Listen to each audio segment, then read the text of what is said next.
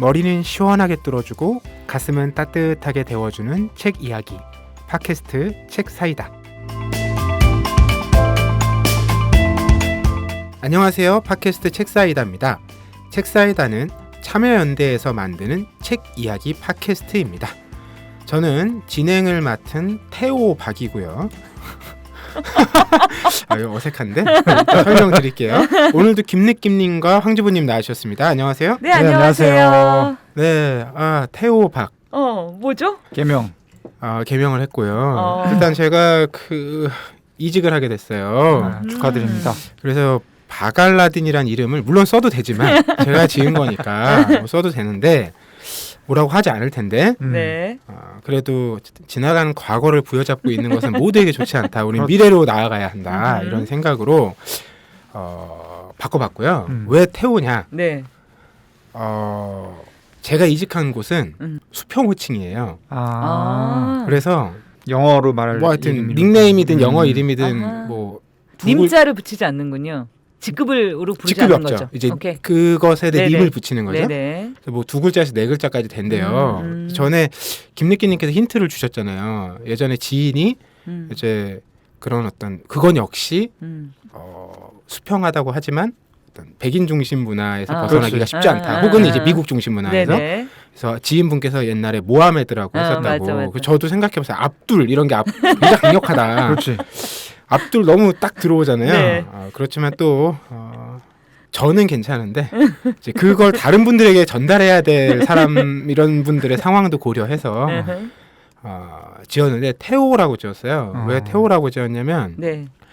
빈센트 반 고흐의 고흐의 동생 태호 반 고흐에서 네. 가져왔어요.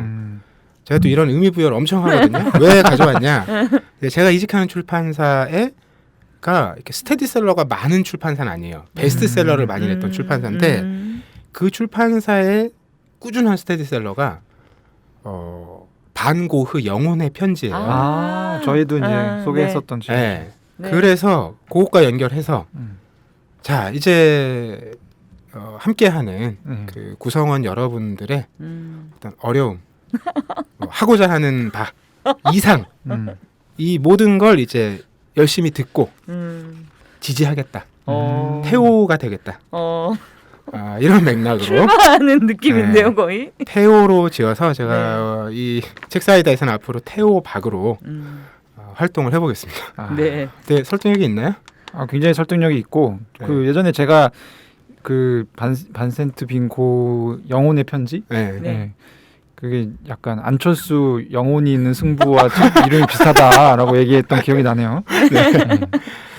어쨌든 근황 소식 들려드렸고요. 저희 지난 86회 명장면 산책에 유튜브 댓글이 있었어요. 하나씩 소개 좀 해주세요.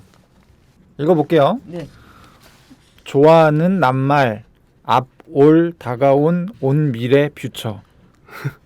제가 보기에 이거는 약간 미래에서 오신 분이 뭔가 우리에게 필요한 뭔가 충고를 약간 암호처럼 써주신 것 같습니다. 그리고 네. 이거는 이제 KJ 잔님이 남겨주신 댓글이고요.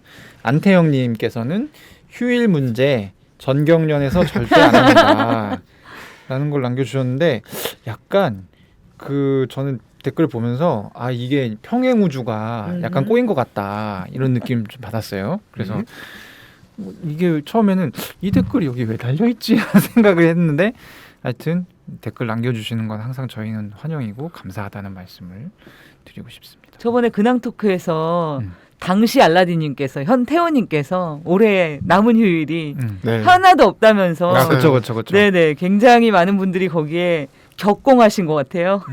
네. 이거 진짜 헌법 개정 못지않게 중요한 문제인데. 그렇죠. 네. 정경련이 휴일 문제에 나오는 거는 약간 좀 이상하지만 어쨌든 그 부분에 대해서 문제의식을 느끼셨던 것으로. 네.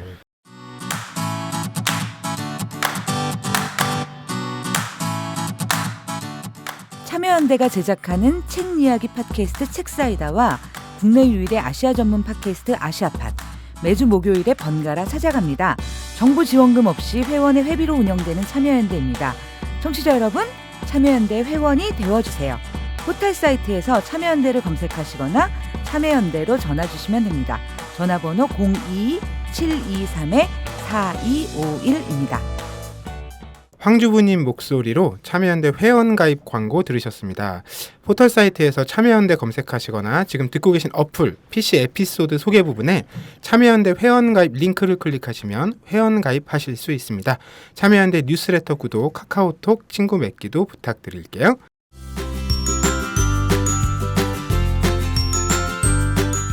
자, 이제 주제책 이야기 나눌 시간입니다. 오늘의 주제는 코로나가 끝나면. 야, 이게 시기상조인가요? 아니 근데 너무 간절히 원하는 거라서 저희가 바람을 담아서. 네네네. 어떻게 그 백신은 접종 계획이 있으십니까? 저는 50세 이상은 7월 정도에 맞게 된다라는 그냥 소식만 알고 있어요. 저는 이제 또 이 갓 바이든 대통령께서 한미 동맹의 이제 상징으로 얀센 백신을 또 나눠 주셨는데 그거 이제 제가 지금 민방위 중이기 때문에 신청을 했는데 이제 돼가지고 6월 15일 정도에 아마 접종을 맞을 것 같습니다. 와. 저거 접종 맞고 나면 좀 기분이 어떨까요? 아프지 않을까요? 아니 많은 분들이 이렇게 인증샷 같은 거 올리시잖아요. 네네. 근데 얀센을 맞은 사람이 없기 때문에 사실은 아직? 사실은 좀 그러니까 걱정이 되기도 해요. 왜냐하면 이 어떤 부작용이 있을지를 모르거든. 그러니까 지금 보통 보면 만지면 뭐 좀 열이 나고 몸살이 있다가 근데 아스피린이나 뭐 타이레놀로 해결할 수 있는 정도의 수준이다라고 했는데 얀센을 맞아본 한국인이 많지 않기 때문에 이건 알려져 있지가 않거든요. 그래서 일부러 원래는 한 일주일 정도 빨리 그러니까 6월 7일 8일 정도에 맞으려다가 사실 일주일 미뤘어요.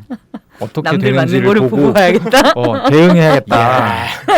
그래서 저도 이제 좀 약간 떨리긴 하는데 아무튼 그때쯤 이제 막 맞아보고 제가 다음 방송에 나온다면 별일 없는 것으로. 네. 요즘 보면 그 백신 휴가도 적극적으로 회사에서 그 하더라고요. 당일에는 안 되고 뭐 다음 날 다다음 날 증상이 있으면 유급이겠죠? 유급이겠죠. 네. 유급 무급이 너무 중요한 거라. 좋은 회사나 유급이지 뭐. 그렇지 않을까요? 그것도 아마 있겠네. 양극화가 좀 있을걸요. 그러겠네요 아무래도. 근데 아직 젊은 사람들, 그러니까 직장을 다닐 만한 사람들이 많이 맞지 않아서 제가 알기로는 그냥 자기 휴가 쓴 사람도 많이 봤고요. 저는. 네. 하긴 아직 30세 미만은 그쵸. 접종을 안 하고 있는 아예 상황이죠. 안 하고 있으니까. 신청도 못 하고. 참, 하여튼 빨리 적극적인 이제 접종이 진행이 돼서 계획대로 11월 즈음에는 어느 정도 집단 면역이 이제 형성되는 때를 맞이하면 좋겠다는 생각이 들고 그때쯤 또 이런 얘기를 나눌 수 있다면 아주 좋겠는데요. 오늘 일단 코로나가 끝나면 이란 주제로 이야기를 나눠보겠습니다. 저는 두 분의 그 주제책 보기 전에 이런 생각이 났어요. 벌써 작년에 3월부터 코로나 관련된 책들이 나오기 시작해서 작년 한 해 한 200종 넘게 나왔고 제가 최근 그 코로나로 검색해 보니까 지금은 이미 300종이 넘었어요. 꽤 많은 책이 다양하게 나왔거든요. 그러니까 온갖 분야에서 뭐 과학, 역사, 뭐 에세이, 또 뭐 의료. 이제 아직까지 이제 이게 너무 진행 중인 일이다 보니까 이제 문학 쪽에서 이걸 이제 회고로 하기에는 아직 굉장히 가깝잖아요. 전말이 드러나지도 않았기 때문에 이제 그런 부분에만 책이 별로 없고 뭐 종교를 비롯해 모든 분야에서 다양하게 책이 나왔어요. 맞아요. 근데 문득 이 주제 코로나가 끝나면이란 걸 보니까 벌써 이제 코로나 관련된 책이 아니라 포스트 코로나. 이 다음 책을 또 고려를 하고 고민을 해서 기획을 해야 되는 건가? 그렇죠. 왜 이렇게 늘 피곤하게 한 발 앞서 가야 하는 것인가 또 이런 생각이 들고 문득 그랬습니다. 네. 자, 오늘 가져오신 책 하나씩 만나볼까요? 먼저 김느낌님 어떤 책 가져오셨나요? 제가 오늘 가져온 책은 하버드 100년 전통 말하기 수업이란 책입니다. 이걸 올려주신 걸 보고 다들 첫 번째로 머릿속에 떠오른 단어는 왜? 그렇죠. 자, 다시 한번 제목을 알려드리면 잘못 들으신 게 아닙니다. 하버드 100년 전통 말하기 수업이에요. 네. 왜죠? 이 책의 부제가 네. 하버드 스피킹 클래스 말투는 갈고 닦을수록 좋아진다. 뭐 이런 게 붙어 있는데, 그러니까 저는 사실 개인적인 이유로 고른 책인데, 사실 이제 제가 말 주변이 별로 없어요. 그래서 말 잘 못하는데 요즘에 이제 고민과 스트레스 중에 하나가 뭐냐면 책사이다 녹음을 하러 올 때마다 약간 이제 저는 좀 스트레스가 있어요. 왜냐하면 그 달에 가장 말을 많이 하는 날이 책사이다 녹음인 날이거든요. 네. 네. 와서 이제 두 분이랑 같이 얘기를 하다 보면 내가 한국말을 되게 못한다라는 걸 느껴. 뭐? 그러니까 이게 이제 비교해서 이제 예전보다 한국말이 많이 줄었다. 예. 라는 게 느껴지거든요. 그러니까 이게 단어도 빨리빨리 생각이 안 나고 말이 잘 안 돼요. 이게 뭔가 유창한 느낌으로 이어져서 나오지가 않아.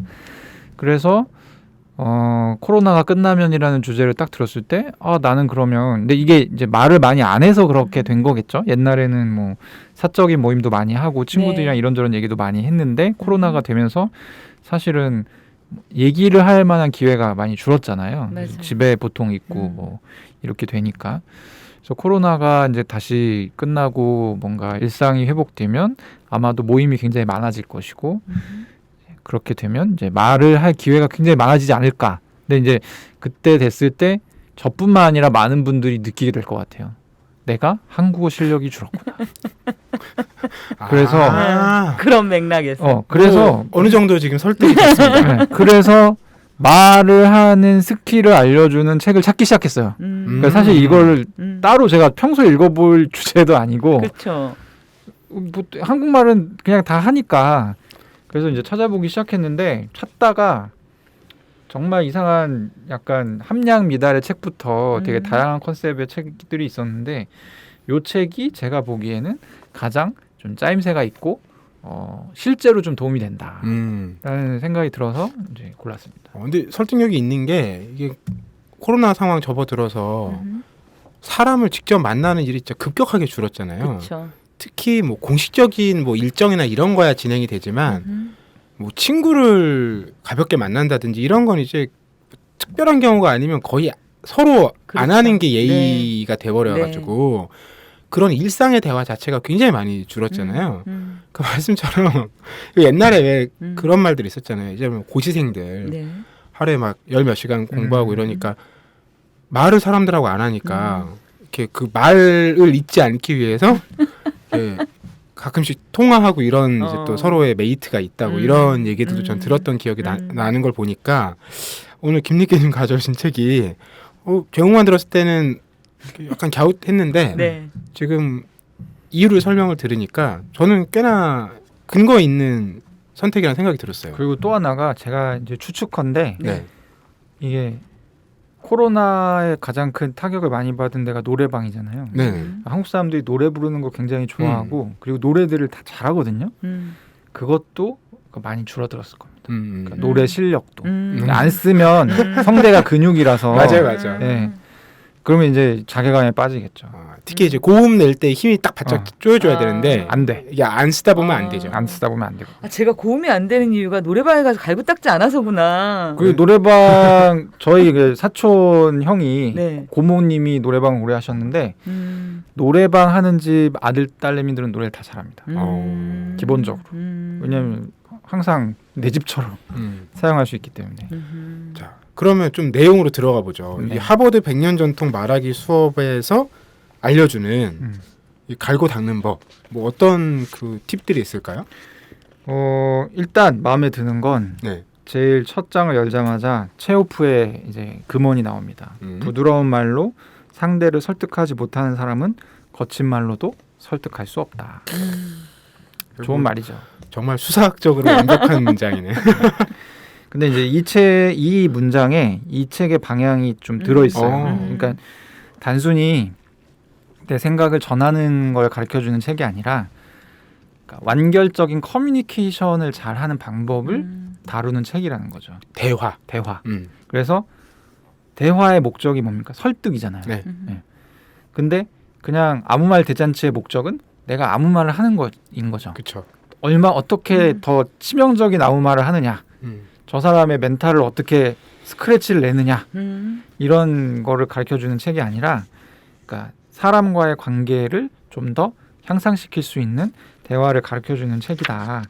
뭐 이런 거고 그 다음 장 넘기면 내가 아는 가장 성공적인 사람의 대부분은 말하기보다는 더 많이 듣는 이들이다라는 버나드 바루크의 말이 나옵니다. 그래서 이제 요 두 가지 문장으로 사실은 이 책의 내용이 대략 설명이 되고요. 저는 좋았던 게 이런 책을 보면 대부분 책값이 얼마든 간에 책값이 굉장히 아까워지는 경우가 많아요. 근데 이 책 같은 경우는 뭐 그냥 저는 개인적으로 괜찮았어요. 저는 개인적으로 이렇게 정리를 해두니까 뭔가 이 정리가 되게 잘 돼 있거든요. 그래서 보면은 뭐 파트 1, 2, 3, 4, 5, 6, 7, 8까지 있는데 그래서 이제 뭐 대화를 어떻게 이어가야 되는지 그리고 상대방이 말하고 싶게끔 어떻게 자극해서 상대방의 말을 끌어내는지 그리고 이제 뭐 이런 얘기도 있어요. 대화의 제일 첫 부분은 제일 중요한 이제 시금석은 인사다. 그래서 인사요? 인사. 네. 인사를 어떻게 하면 되는지. 그리고 이제 우리 직장에서 뭐 이렇게 엘리베이터를 우연히 갑자기 같이 타가지고 엘리베이터 대화라고 하는데 그런 것도 있죠. 엘리베이터 피칭. 그래서 이제 뭐 아마존의 제프 베조스를 엘리베이터에서 만났을 때 그 엘리베이터가 올라가는 뭐 1분도 안 되는 시간 동안 내가 인상해서 이제 뭐 뭔가 제안하는 그러니까 이런 식으로 이제 어떤 삶의 중간중간에 뭔가 그 상황에 맞는 대화를 어떻게 나눌 수 있는지 뭐 이런 내용들로 구성이 돼 있고요. 그리고 뭐 이런 것도 있어요. 그러니까 이게 이제 사실 저한테는 제일 좀 많이 도움이 됐던 게 제가 말을 되게 직설적으로 하는 편이거든요. 그래서 제가 신뢰하는 상대방이랑 대화를 할 때는 굉장히 즐겁게 대화를 나누는데 뭔가 평범한 분들이랑 같이 여러 사람이랑 대화를 하면 말이 뚝 끊기는 시간이 있어요. 뭔지 아시죠? 이럴 때 이러면 안 된다고 이 책에서 얘기를 하거든요. 그래서 이럴 때는 잽싸게 화제를 돌려라. 그래서 문제가 될 만한 화제는 피하고 그리고 이제 어떻게 하면 말 그대로 이거는 정말 무리 없는 커뮤니케이션을 위한 약간 교본 같은 책이기 때문에 그리고 뭐 의견이 나뉘었을 때는 공통점을 찾아가지고 이제 어떻게든 좀 대화를 이렇게 뭔가 우호적으로 이끌어내고 뭐 이런 부분들에 대한 얘기가 쭉 있고요. 여러 가지 그러니까 되게 역설적인 게 뭐냐면 최근 다룬 어떤 책보다 사실 제가 스티커를 붙일 만한 대목이 많았어요.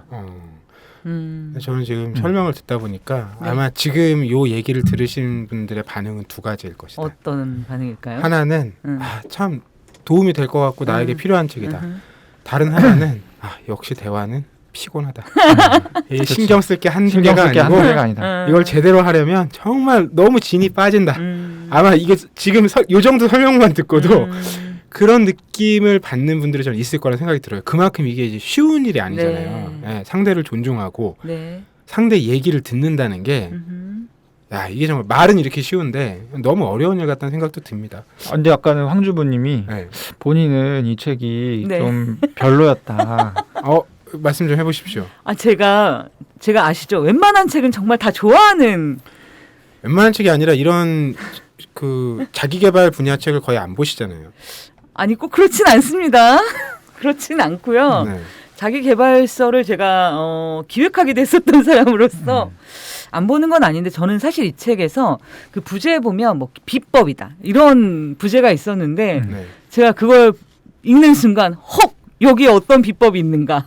이게 여기 나오는 내용 중에 비법이라고 생각하실 만한 내용이 없었대요. 네, 저는 아니 그건 뭐 다 그렇죠 뭐. 아니 뭐 성서, 코란, 불경에 뭐 특별한 얘기가 있습니까? 아니 그러면 이걸 비법이라고 하지 않고 진리라든가 뭐 이렇게 원칙이라든가 이렇게 표현하지 비법이라고 표현하지 않는데 이 책 이제 비법이라고 하는 것들이 저한테는 정말 약간 뭐랄까 새로운 얘기가 없었어요. 그러니까 비법이라면 내가 예를 들어서 알고는 있지만 이게 진짜 이렇게 중요한지 몰랐어라든가 혹은 제가 몰랐지만 이거 진짜 주목해봐야 돼. 뭔가 이런 게 있었으면 제가 그런 느낌을 받았을 텐데 제 입장에서 볼 때는 새로운 얘기가 너무 없었다라는 그런 아쉬움이 있었고요. 그래서 제가 말씀을 드렸죠. 뭐라? 그거는 황주부님이 말씀 잘하셔서 그렇다. 어머. 나는 굉장히 배울 게 많았다. 말을 못하니까. 그리고 저는 그 부분에 대해서는 이런 반론을 펴고 싶은데 어떤? 제목에 100년 전통이라고 돼 있잖아요. 아니 100년 동안 이어져 온 얘기 중에 그런 게 어디 있겠어요. 다 진리 우리가 일반적으로 알고 있는 얘기들일 거고 이제 굉장히 뭐 요즘 어떤 상황에 딱 특화돼서 얘기를 네. 했다면 정말 비법 같은 느낌이 들었을 텐데 네. 그러니까 이 비법은 그냥 하는 말이죠. 여기 이 책에 아까 그 김느끼님 말씀하셨던 것 중에 인사 같은 거예요. 인사. 자 비법입니다. 그리고 이제 인사를 시작하는 거. 근데 저는 사실 몰랐거든요. 인사로 그거를 그러니까 이 책을 읽고 알았어요.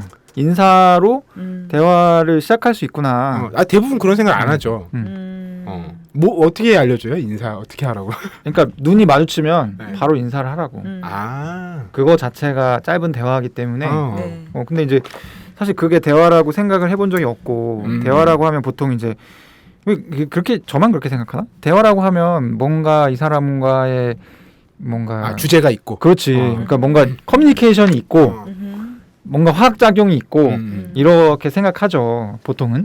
근데 이제 그게 부담스럽기 때문에 사람들이 대화를 기피하고 그리고 이제 저 같은 경우는 인터뷰를 많이 당하기도 하는 직업이니까 뭐 어디 가서 뭐 네. 이거는 뭡니까 물어본 다음에 사회자가 그러면 이게 합을 짜놓고 하는 상황이 있고 그냥 완전 그쵸. 생 라이브로 하는 경우가 있어요. 근데 생 라이브로 하는 경우에는 물론 예상 질문을 준비를 하지만 딱 들었을 때 아 그러면 이제 저 사람이 말을 시작했을 때 대략 어떤 질문이겠구나가 들어오잖아요. 네. 그럼 이제 머릿속으로 계산을 하거든요. 처음은 1번 이거 얘기하고 2번 이거 얘기하고 3번 이렇게 얘기해서 얘기를 끝내야겠다. 이 머릿속에 그쵸. 이 계산이 쓰거든요. 그 얘기를 써놨어요. 네. 여기다가. 그래서 그러니까 보통은 사람들이 한 말씀 해주세요라고 하면 굉장히 그러니까 그럴듯하게 말을 할 수 없을 거라는 생각의 공포를 느끼기 때문에 그 자리를 회피하거나 도망치거나 그게 또 개인에게 굉장히 수치심으로 남거나 이런 케이스가 많대요. 이제 여기도 몇 가지 사례가 나오는데 그래서 이제 그런 사람들한테는 사실 대처할 수 있는 방법의 ABC를 알려주는 정석적인 약간 그런 책이죠. 결국 황주부님은 말하기를 잘 하시는 분이다. 어머, 그렇게 결론이 정리가 되나요? 그럼요.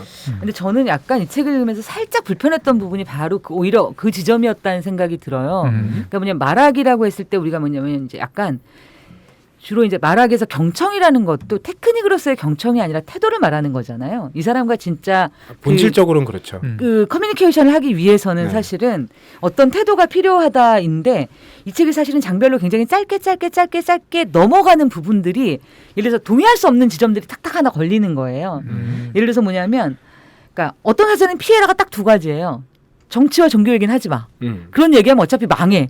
근데 사실은 이제 저는 그런 진지한 얘기를 하는 이렇게 우리가 어쨌든 우리의 이상은 그런 얘기까지도 할 수 있고 했으면 좋겠고 그런 사회를 바라는 제 입장에서는 이렇게 그냥 너무 아무렇지도 않게 그렇게 하고 넘어가는 게 쉽지 않은 거죠.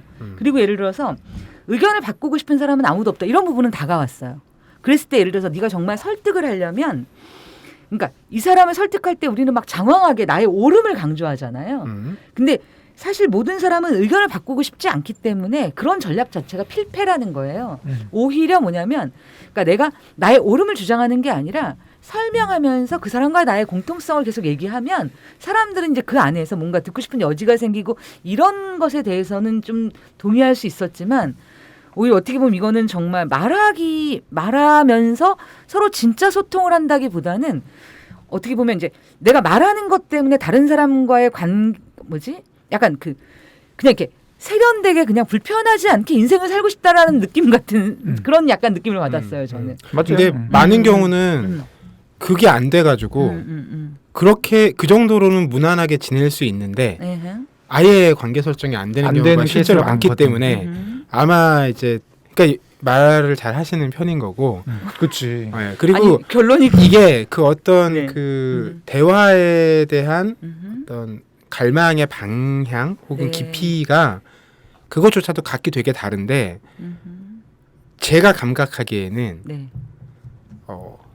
제 주변 사람들만 해도 깊이 그러니까 뭐 정치나 종교 같은 얘기를 친해도 피하죠. 거의 하지 않고요.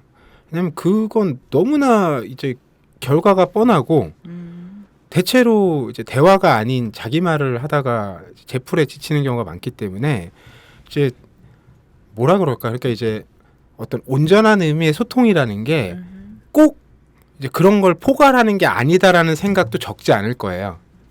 예, 그러니까 대화라는 게 뭐 이게 설득의 목적도 있겠지만 그냥 사람과 사람이 만나서 어떤 즐거운 시간을 보내는 하나의 방법일 수 있잖아요. 네. 어떤 경우는 대화를 안 해도 즐거울 수도 있는데 네.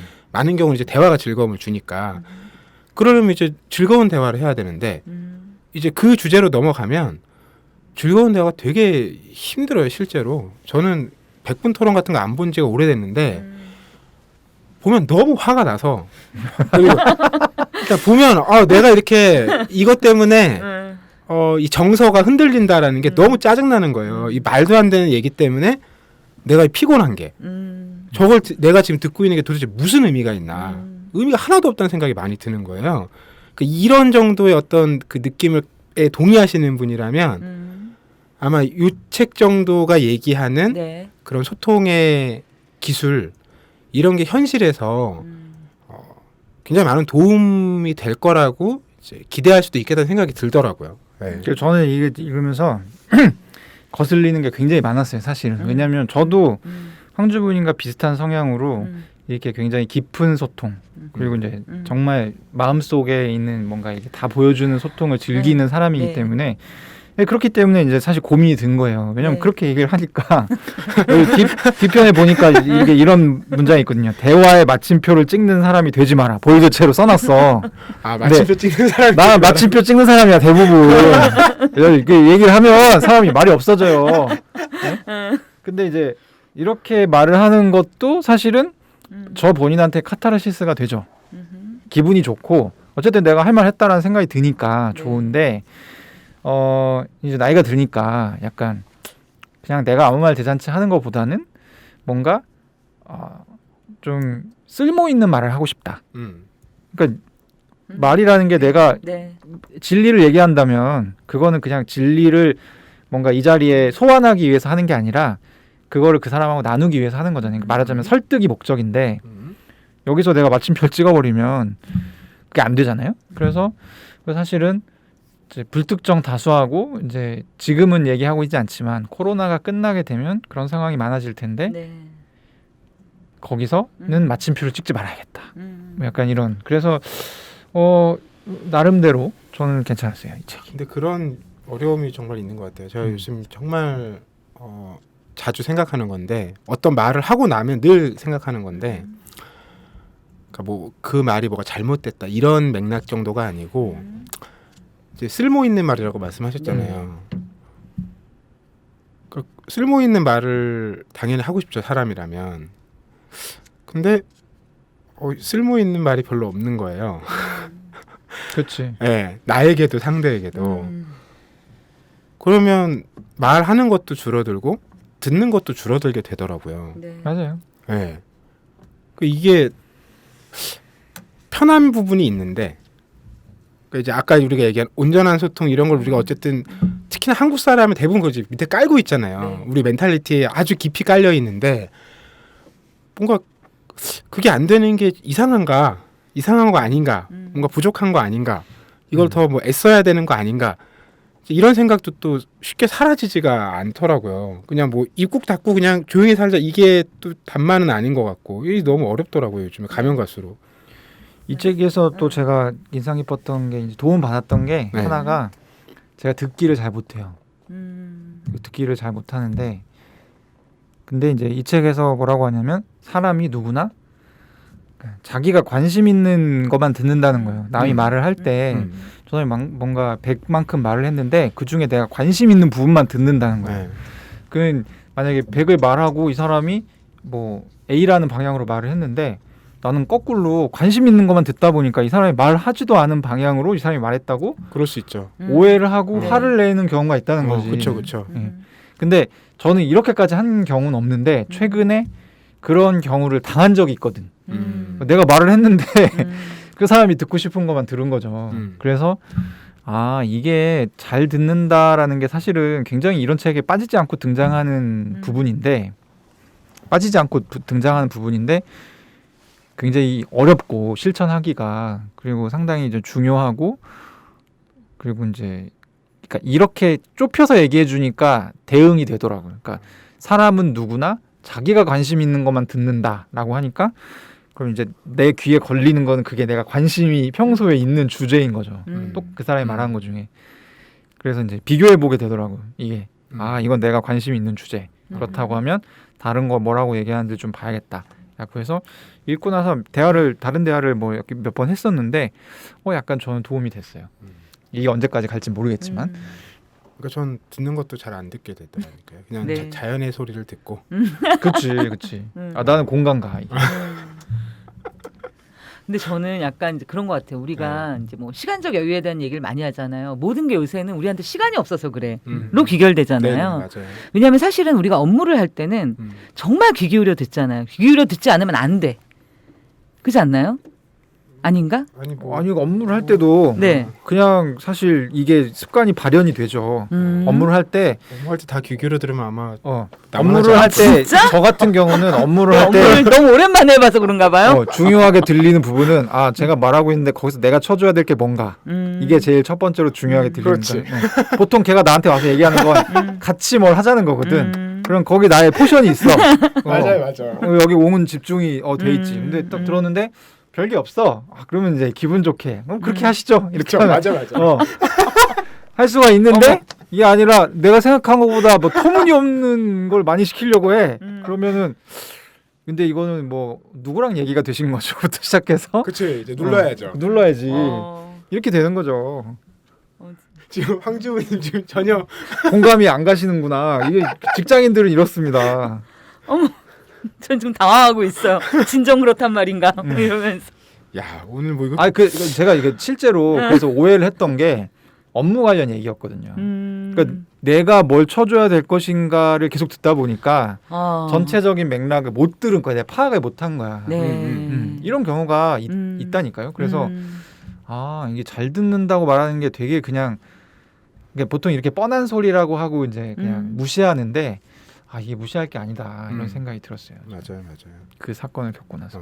요거가 비슷한 게 그런 거죠. 상대는 네. 예를 들면 그냥 평이한 문투로 그치. 얘기했어요. 뭔 말 할 건지 나 알고 같아. 근데 뭔 말할지 나는 이게 이미 음. 뭔가 나에게 뭐가 이제 온다. 온다. 이거 온다를 느끼고 상대는 10이 간다고 얘기했는데 그렇죠. 나는 지금 50이 오는 걸로 받아들이고 있는 거야. 그래서 그건 그런 게 아닌데요? 뭐 이런 식으로 얘기를 한다거나 그리고 상대는 그냥 물어본 건데 네. 이럴 때가 실제로 대화에서 엄청 많아요. 네. 그냥 뭐 그거 뭐 어떻게 되고 있나요? 근데 이거 악의 없는 질문. 악의 없는 질문. 정말 확인인데 어. 이거 내가 지금 일정 뭐가 늦어가지고 지금 뭐가 이런 상황인가? 쪼나 나를 이렇게 느껴지는 건가요? 그렇죠. 아니면 반대로 이거 뭐 지금 여유 있는 건데 왜 이렇게 또 먼저 물어봐? 일주일에 그렇지. 남았는데. 그렇지. 이거에 어느 쪽에 이제 내가 서느냐에 따라서 나 약간 이해됐어요. 네. 금방. 나도 모르게 그 반응을 하고 나서 그 사람이 약간 또 그런 게 아닌데 이러면 당황할 때가 있죠. 네. 근데 이게 너무 본능적이라서 그러면 굉장히 수치스럽고 멈출 수가 내가 없어. 이 짐승같이 생각을 했구나. 맞아. 야 이거 하버드가 괜히 하버드가 아니네. 할 얘기가 굉장히 추천합니다. 네.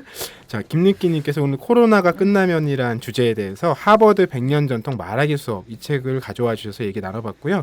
이어서 황주부님 어떤 책 가져오셨는지 소개해 주세요. 예, 저는 마사 누스바움이 지은 세계 시민주의 전통 부제가 고귀하지만 결함이 있는 이상이라는 책을 가져왔습니다. 부제 들으니까 뭔 얘기인지 느낌이 오네요. 네. 오시죠? 네. 마사 누스바움은 우리가 이 방송에서도 예, 여러 여러 번. 차례. 네네.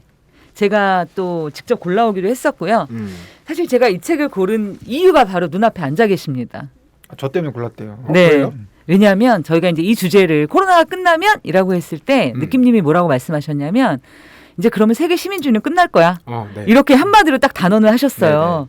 기억나요. 근데, 기억나시죠? 근데 저는 사실 이제 세계 시민주의의 이상을 어렸을 때부터 품고 살았던 사람으로서 그 이야기가 그냥 이렇게 우스갯소리로 들리지 않았어요. 굉장히 크게 저한테 와닿았고 네. 그리고 이제 거기에서 뭐냐면 말도 안 되라고 말할 수 없었어요. 네. 말도 안 되라고 말할 수 없는 현실적인 어떤 상황이 있는 거죠. 그래서 이제 계속 고민을 하고 있었는데 저만 이런 고민을 하는 건 아니었던 것 같아요. 우연히 이제 저희 업무하는 것 때문에 텔방이 있는데 그 텔방에 이 책이 올라온 거예요. 그래서 그걸 보고 딱 제목이 세계 시민주의 전통? 맞아. 난 이걸 읽어봐야 해. 그러면서 이 책을 선택하게 됐습니다. 그 제목을 봤을 때는 네. 아주 고대로부터 네.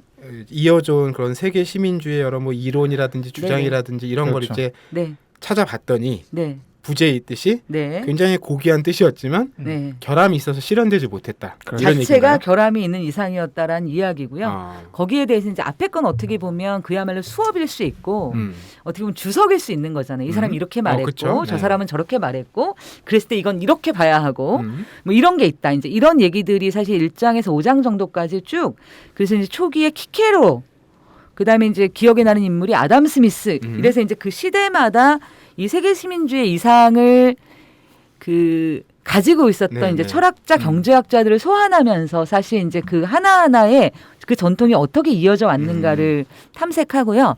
마지막 장에 가서는 사실 이제 그게 현실에서 실현이 돼야 되는 거잖아요. 세계 시민주의 이상이라고 하는 부분들이 이제 여기 이제 그 고귀하지만 결함이 있는 이라는 것이 있어요. 뭐냐면 이 세계 시민주의가 결국 이제 고귀함이라고 하는 건 뭐냐면 인간이라는 존재가 인간을 봤을 때 인간은 이성을 가진 존재고 그렇기 때문에 존중받아 마땅하고 그리고 이제 그런 것들이 우리에게 이제 도덕적 이상으로서 어떻게 확대되어 왔는가를 정의의 원칙이라는 걸로 네. 설명을 하는데 사실 그 고대로부터도 뭐냐면 이게 이제 실제로 그 이상이 현실에서 실현될 때는 되게 물질의 형태로 실현이 되잖아요. 그런 부분에 있어서 사람들이 별로 관심이 없었다는 거예요. 예를 들어서 뭐냐면 노예는 사실 인간답게 살기 되게 어려운 거잖아요. 그럴 때 그렇죠. 노예를 인간답게 대우해야 한다라고 말을 하지만 동시에 그러면 인간답게 이 사람이 살기 위해서 노예제도가 폐지되어야 된다고 얘기하지 않는다는 거예요. 그렇죠. 그런 이상을 가졌던 철학자들조차도. 그리고 현실에서 결국은 이 이상이 실현되기 위해서 사실은 그러니까 위해서라기보다 이 이상이라는 것이 있고 그다음에 물질적인 어떤 게 있는데 이 여태까지 이 물질적인 부분들을 간과해왔고 또 하나 간과되었던 것은 뭐냐면 이것이 지나치게 인간 중심적이었다는 거죠. 이게 인간 네, 그렇죠. 이성을 가진 인간 네네. 그리고 이제 약간 그걸 더 좁히면 뭐냐면 외부 공동체에도 이 이상이 미치지 않았다는 거예요. 나와 혈연을 공유하고 있거나 나와 같은 폴리스나 나와 같은 정체를 공유하고 있는 사람들은 우리가 이 안에서 충분히 같은 이상을 가진 동료로서 충분히 우리의 도덕률이 발휘될 수 있지만 그 바깥의 세계에 대해서는 사실은 무관심하고 그랬다는 거죠. 그렇죠. 내가 알고 있고 인정하고 편안하게 느끼는 네. 그 세계 안에서만 네네네. 네, 얘기를 하는 거였겠죠. 그렇죠. 이제 그런 부분들의 한계도 존재하고 지금은 사실 역사 속에서 그 한계가 인류로 확대돼 갔지만 사실 여전히 이제 우리가 코로나 이 상황 속에서 뭐냐면 이게 인류가 아니라 자연과 지구 네네. 하고도 사실 생명. 우리가 이제 이 생명하고도 공동 운명체라는 사실 느끼잖아요. 네네네. 사실 이제 그런 전망들이 부족했었다. 그리고 이제 사실 그리고 그 전망이 현실화되기 위해서는 뭐든지 돈이 든다는 거예요. 그런 이념이 실현되기 위해서는 그것이 교육되는 것이든 아니면 현실에서 실현되는 것이든 돈이 드는데 우리가 거기에 대해서는 뭐냐면 내일이 아니다. 그 돈이 드는 것에 대해서는 이런 한계가 있다는 거죠. 그리고 이제 그런 부분들을 하기 위해서 어떤 접근이 필요한가에 대한 누스바움의 아이디어를 이야기하고 있어요. 네. 김느끼님께서는 지난번에 그 세계 시민주의 끝났다. 저는 이 책을 읽어도 끝났다고 봅니다. 그러니까 누스바움이 그러니까 말하자면 뭐 이런 거죠. 그러니까 제가 생각하는 세계는 세계가 그렇게 된 데는 다 이유가 있는 거거든요.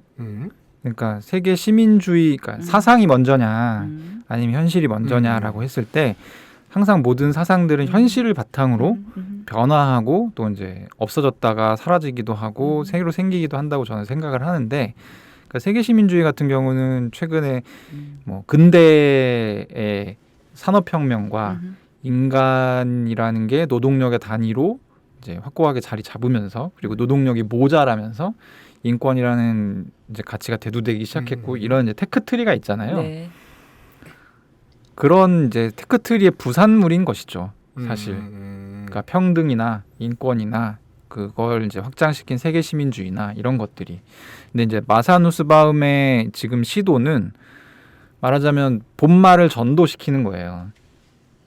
우리가 지금 이렇게 배우고 우리가 이런 가치관을 확립을 한 사회이기 때문에 그러니까 현실의 조건을 바꿔야 된다. 그러니까 쉽게 얘기하면 뭐 여기는 이제 이 책에서는 역량 접근이라고 하는데 네. 세계 시민주의로서 접근할 수 없는 사람들에 대한 역량을 이제 물리적으로 부스트 시켜주는 고양시켜주는 역할을 세계 시민들이 앞선 그러니까 선진국 세계 시민들이겠죠. 거기서 이제 부담해야 된다. 이런 이제 결론이거든요. 제가 보기에는 앞서 말씀드렸지만 약간 앞뒤가 바뀐 주장이고 그리고 뭔가 지금 글로벌 이제 세계가 돌아가는 거 이제 앞서 우리가 이제 백신 얘기도 했지만 사실 지금 백신을 못 맞아서 난리 나라가 얼마나 많아요. 근데 이제 일부 선진국들 위주로 백신이 돌아가고 있고 네. 한국 같은 경우도 명백히 선진국이기 때문에 네. 미국이 얀센 백신을 줘서 그 결과로 제가 얀센 백신을 맞지 않습니까? 네. 그러니까 이런 현실들이 있다는 것이죠. 그래서 그때도 이제 말씀드렸던 취지가 이제 세계 시민주의는 끝났다. 코로나 이후에 아마 안 될 거다라고 말씀드렸던 게 이제 이런 측면에서 말씀드렸던 거고. 근데 요런 시도 자체는 굉장히 가치 있다고 생각해요. 왜냐하면 그러니까 이게 갑자기 무너질 경우에 사람들이 굉장히 멘탈 붕괴될 수 있어요. 그러면 내가 지금까지 추종했던 내가 지금까지 뭔가 삶의 나침반으로 삼아왔던 가치들은 뭐지? 라는 생각을 가질 수 있는데 그러니까 그런 가치들을 마지막으로 너무 비관적인가? 어쨌든 마지막으로 보듬어주는 우리 잘못되지 않았어.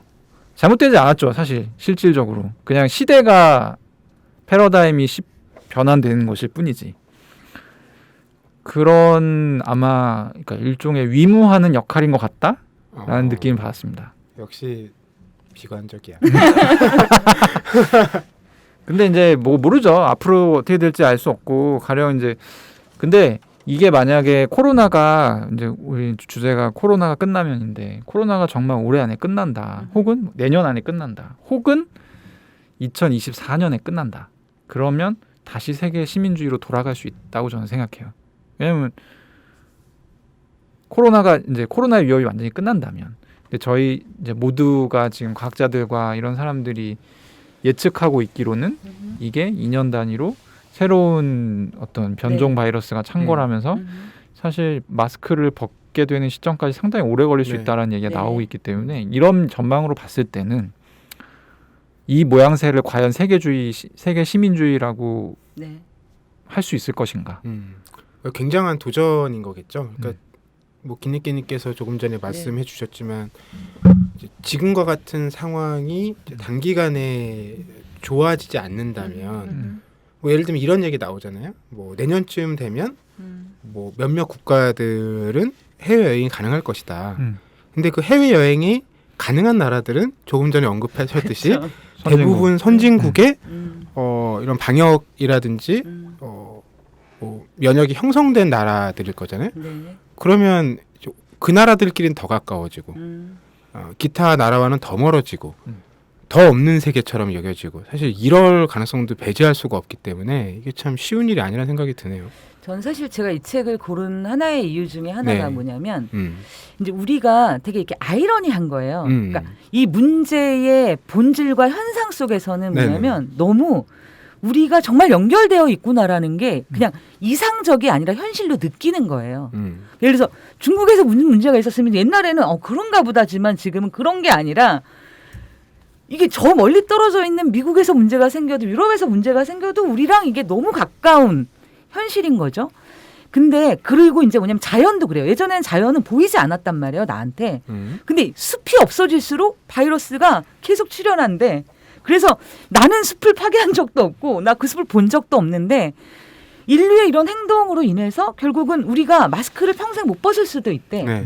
결국 뭐냐면 연결의 부분에 있어서는 어느 때보다 우리가 그냥 이상으로서의 세계 시민이 아니라 현실적 세계 시민이구나라는 걸 확인할 수밖에 없는데 해법의 부분에 있어서는 뭐냐면 되게 국지적으로 방역을 잘하는 국가 예를 들어서 어떤 지방 그러니까 뭐 나는 백신을 확보했어라는 지방 정부 아니야 여기는 아직 아니야 뭔가 굉장히 서로 간에 장벽이 쌓이고 서로를 신뢰하지 못하고 서로의 이익을 굉장히 중심적으로 추구하는 것으로 나아가는 이게 어떻게 보면 너무 아이러니하잖아요. 이 현실이. 그래서 저는 사실은 뭐냐면 우리가 이 연결되어 있다라는 거를 모두가 느끼고 있는데 그리고 해법은 오히려 거꾸로 가는 것들이 굉장히 많고 그 해법의 중심은 정치잖아요, 사실은. 그랬을 때 우리가 모두 이렇게 느낀다면 어떤 다른 정치적 해법이 가능할까가 사실 저의 고민이거든요. 그 우리가 모두 이렇게 느낀다에 가능한 태제는 환경 오염 정도일 것 같아요. 전 지구적인 환경 위기. 네. 뭐 이런 거는 가능할 것 같고 일전에도 저희가 코로나 관련해서 책 몇 권 소개를 할 때 그때 이제 제가 그때도 이제 마사누스바움이 소개가 됐었는데 그때 얘기했던 게 이게 이제 숲을 개간하고 막 이렇게 하는 문제가 개발도상국에서 일어나는 문제들이고 이 사람들이 이렇게 하는 이유가 이제 돈이 없기 때문에 하는 거거든요. 그러면 이 문제는 간단하다. 선진국들이 돈을 모아서 주면 된다.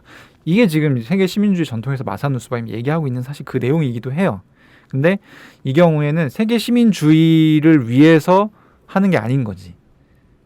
그러니까 이 사람들이 나랑 동등한 어떤 폴리스의 일원이기 때문에 이 사람들의 어떤 역량 접근 네. 역량을 높여주기 위해서 하는 게 아니라 가만히 놔두면 얘네가 뻘짓을 하니까. 내 세계도 붕괴될 수 있으니까. 그렇지.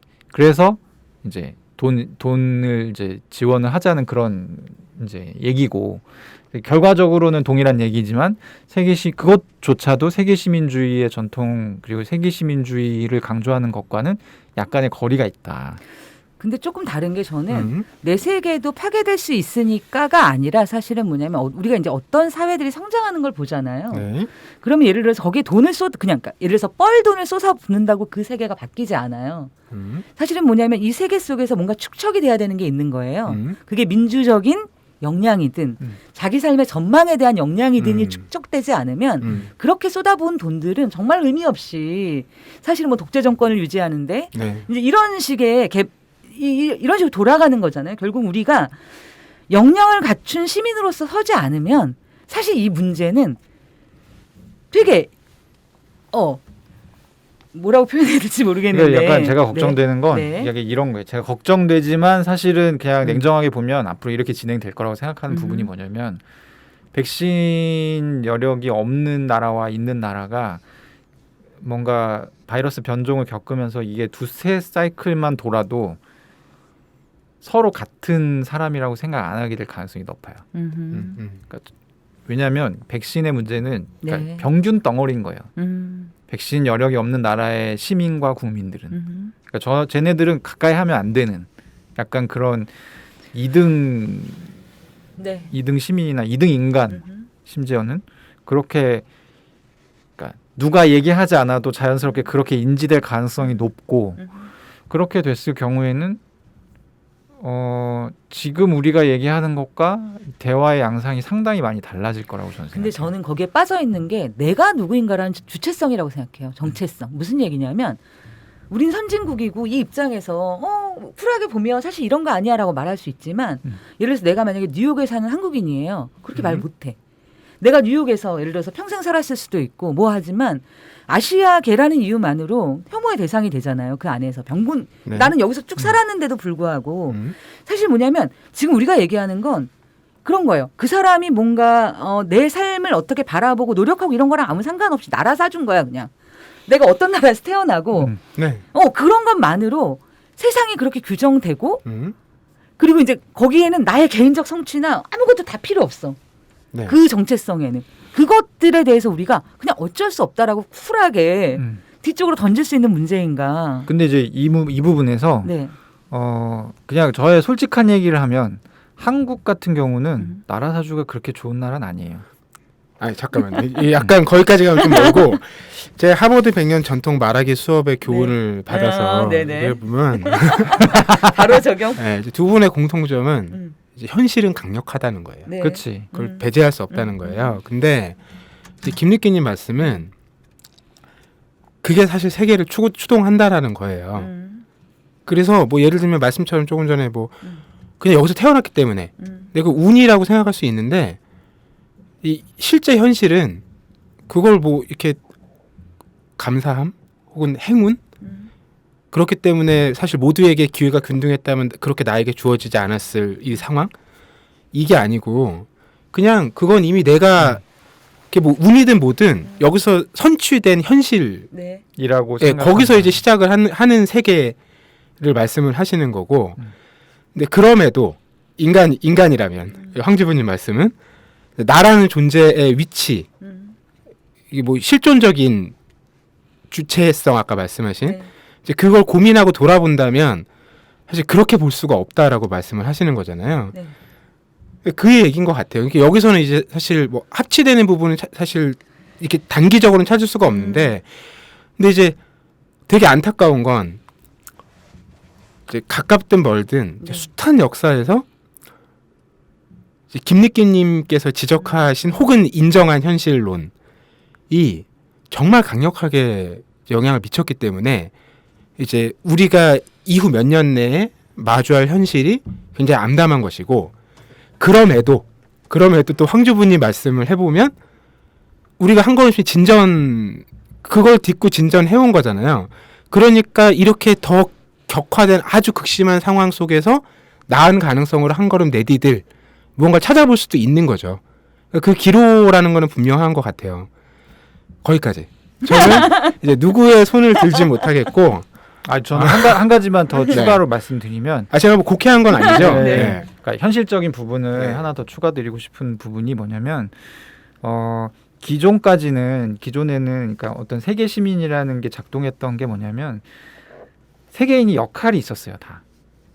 가령 개발도상 국가의 국민들이 뭔가 선진국이 생산한 물품을 소비하는 역할을 했어요. 소비하는 역할을 하고 또 원조와 아니면 대량의 차관을 받아서 경제를 선순환하는데 실질적인 기여를 했어요. 대표적인 나라가 중국이죠. 그래서 결국에 G2에 지금 자리까지 올라갔잖아요. 거의 중국이 세계의 공장이라고 해서 미국은 세계 일단 소비 시장이고 대표적인 그 두 나라가 이렇게 시너지를 내면서 그 사이에 껴있는 뭐 한국이라든지 이런 나라들도 이제 특수를 누렸던 게 최근 몇십 년간의 세계 경제인데 앞으로는 어떻게 될 거냐? 앞으로는 AI라는 애가 나와요. AI는 효율성의 끝판왕이에요. 그리고 인간의 노동력이 이제 필요가 없어요. 자동화가 많아져서. 그 얘기는 뭐냐면 개발도상국의 국민들이 해줄 수 있는 역할 자체가 축소된다는 거죠. 그러니까 만약에 세계 식민을 유지해야 된다. 그러니까 이 마사누스바움 같은 학자는 거봐라. 세계 시민주의로는 허구가 아니다. 실제로 힘을 가지고 있고 작동한다. 미국이라는 나라가 이걸 증명하지 않느냐. 미국이 왜 도와주겠냐. 세계 시민주의가 작동하기 때문에 도와준다라고 얘기를 하겠지만 마사누스바움은 근데 저는 그렇게 보지 않고 그냥 그거는 현실적인 어떤 쓸모가 있기 때문이죠. 그렇게 작동하는 이유는 사실 뒤편에 있는 어떤 아까 제가 얘기했던 그 개발도상국 국민들의 역할이 있는 거죠. 세계 경제에서의. 근데 이제 그 지형이 패러다임이 한번 크게 바뀌려고 하는 사실은 그 과도기에 저희가 지금 살고 있는 상황이기 때문에 근데 저도 이 어떤 정치적인 특히 이제 뭐 우리가 EU를 보면 알겠지만 사실 국가를 넘어서는 단위의 정치로 뭔가를 바꿀 수 있다는 게 사실은 쉽지 않잖아요. EU 같은 경우는 굉장히 여러 가지의 그 유산을 공유하고 있는 지역임에도 불구하고 사실 뚜렷하게 뭐 없어요. 뭐 지금까지 해놓은 게 결과물이 그냥 그 유니온이 연합이 깨지지 않도록 간신히 유지하고 있는 정도인데 그런 거를 봤을 때 그러면 과연 이제 앞으로의 그 균형이 깨진 경제에서 개발도상 국가들의 국민들이 어떤 생활을 하게 될 것인가, 세계 경제에서 어떤 취급을 받게 될 것인가 이런 부분에 있어서 지금보다는 더 비관적인 미래가 기다릴 가능성이 높다라는 얘기를 저는 하는 거고 근데 거꾸로 이제 아까 말씀드렸던 것도 마사누스바움의 책이 어떤 위무하는 역할을 한다라고 말씀드렸는데 여기서 더 나아가서 뭔가 우리가 이렇게 하면 안 되지. 우리가 마지막 불꽃을 태워보자. 세계 시민주의에. 그래서 뭔가 사람들을 더 설득하고 어쨌든 뭔가 바뀌기 위해서는 사람들을 모아야 되는 거잖아요. 그 구심점의 역할을 할 수는 있다. 근데 제가 보기에는 그걸 완벽하게 돌파할 수 있을 정도의 짜임새 있는 주장을 하고 있는 저작은 아닌 것 같다라는 게 저의 복합적인 평. 저는 말씀을 들으면서 한 가지 정도 생각난 건 뭐냐면 아까 AI라고 말씀하셨는데 사실 그 타격은 제3세계 노동자보다는 오히려 우리나라가 애매한 나라에 굉장히 그러니까, 많은 아까- 노동자들의 네, 맞아요. 문제예요. 맞아요, 사실은 맞아요. 훨씬 더. 음. 왜냐면 지금도 뭐냐면 어쨌든 뭔가 이렇게 사람의 손을 거쳐야 되는 매우 단순한 노동은 사람이 할 수밖에 없지만 사실 여태까지 고급이라고 표현됐던 많은 노동들이 사실은 넘어가게 되는 거잖아요. 근데 우리가 그거를 어쩔 수 없고 이것이 현실이고 강력하기 때문에 어쩔 수 없다라고 하는 순간 뭐냐면 우리는 우리의 시민을 다 잃는 거예요. 우리 사회에서 한 표를 행사하고 그들의 목소리로 함께 만들어갔던 사람들이 다 없어지는 거죠. 어쩔 수 없다라고 하는 이유로. 저는 그것이 과연 말이 되나라는 생각이 계속 들어요. 어쩔 수 없다 있다라고 하는 것은 그것을 결정할 수 있다가 민주주의인 거거든요. 민주주의의 핵심은 어쩔 수 없다가 아니라 그게 어쩔 수 있는지 없는지를 어쨌든 결정하는 것이 우리다라고 하는 게 민주주의의 핵심일 텐데 네. 저는 그런 얘기들이 뭐랄까 이렇게 우리에게 세계 시민주의가 마찬가지인 거예요. 그 결함이 내게 먼 것은 생각이 안 나. 근데 그 먼 것이 어느 순간 내 눈 앞에 다가와 있는 거거든요. 그 먼 것에 눈을 감았을 때. 그렇죠. 그렇죠. 네. 이제 세계 시민주의라는 게 무슨 너무 먼 곳에 네가 너무 잘나서 저 먼 곳에까지 촉수를 뻗쳐서 뭘 하라라는 게 아닌 거예요. 이 도덕률 올바른 도덕률이라고 하는 게 당연히 이렇게 나의 세상에서 다 될 때 나의 존재 자체도 그잖아요. 한 존재로서 제대로 살아갈 수 있는 거잖아요. 그래서 저는 이 얘기가 그냥 정말 너무 뜬금없는 이상으로 취급되는 것 자체가 사실은 네. 좀 우리가 지금 생각해봐야 되는 지점이 아닌가. 그래서 제가 처음에 지적했던 것처럼 이렇게 가까이 저는 느껴본 적이 오히려 이상이 아니라 현실로 느껴보는 게 거의 처음인 것 같은데 이런 연결을 왜 여기에 대해서 그냥 이렇게 너무 뭐랄까 너무 빨리 쉽게 어차피 안 되라고 말하는 그게 그런 생각들이 너 왜 그렇게 자연스럽게 느껴질까? 근데 말씀 좋은 말씀 해주셔서 제가 한 가지만 더 덧대보면 이게 전선이 그렇게 간단하지가 않은 게 지금 이제 말씀하셨던 걸 그대로 한번 얘기해 볼게요. 네. 트럼프 지지자들이 지금 말씀하신 거랑 똑같이 생각하고 있어요. 트럼프 지지자들이 얘기하는 게 됐고 우리가 살 방도를 마련해 달라라는 거잖아요. 네. 트럼프 지지자들이 이제 일자리를 많이 잃었죠. 이게 뭐 공장 보내고 하면서. 근데 그게 한 것들이 대부분 보면 효율화를 네. 추구하다가 이제 그렇게 된 거죠. 그리고 보면은 지금도 보면 미국에서 민주당 계열의 어떤 정책들은 약간 효율성. 그래서 이제 AI나 뭐 네. 이런 미래 기술에 대해서 투자를 굉장히 많이 하는 네. 것도 사실 민주당 네. 계열의 이제 특징이고 그렇게 되는 거죠. 그러면 그러니까 이 효율성에 대한 이 뭐라 그래야 돼? 강박? 이 효율성이 현대 사회에서 가지고 있는 신화가 워낙 큰 포션이기 때문에 이거를 극복하기 힘들거든요. 그래서 세계 시민주의를 옹호하는 분들이 트럼프는 또 반대하는 경우가 많아요. 그러니까 이 얘기가 뭐냐면 전선이 딱 나눠지지 않는다는 거예요. 오히려 미국의 사실 민주당 지지자들이 세계 시민주의자이면서 사실은 되게 신자유주의의 천병이기도 하죠. 그렇죠. 근데 이제 여기에는 사실은 저는 그래서 이 결함을 가진 이상이라는 부분이 사실 그 분석에 맞다라고 생각해요. 이상적으로는 제3세계 민주주의 우리가 도와야지라고 하지만 실질적인 책임이나 그 사회가 그 역량을 가지는 데에 큰 관심이 없다는 거죠. 그냥 올바름 이런 것으로 그랬을 때 실제로 뭐냐면 그 결함에 대한 지금 적극적인 고민이 필요하고 거기에 대한 현실적인 뭐가 필요하다라고 얘기하는 거로 저는 받아들였어요. 네, 이야기를 이제 마무리할 때가 됐는데 뭐 이런 생각은 들어요. 그러니까 황주부님께서 말씀하신 이제 어쩔 수 없음에 대한 다수의 감각.